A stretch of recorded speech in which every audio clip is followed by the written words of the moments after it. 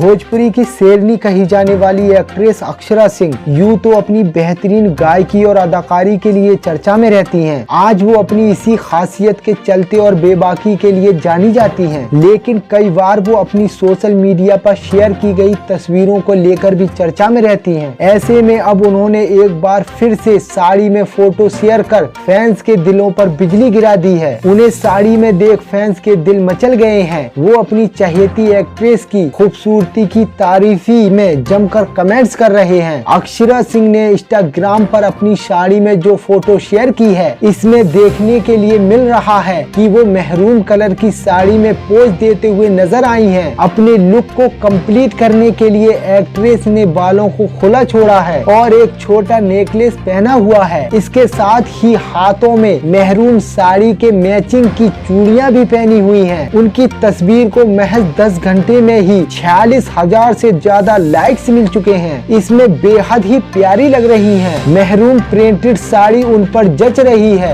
और माथे पर छोटी बिंदी तो उनकी खूबसूरती में 4 चांद लगा रही है। उनकी सुंदरता की फैंस जमकर तारीफी कर रहे। इसी में एक यूजर ने अपनी चहेती के लिए लिखा, खूबसूरती की परिभाषा हो आप दीदू। दूसरे ने लिखा, मैम आप बहुत क्यूट हो। इसके अलावा लोग ब्यूटीफुल, क्यूट और ग्लैमरस जैसे कमेंट्स कर रहे हैं। दोस्तों आप भी इस तस्वीर पर जरूर लाइक करें।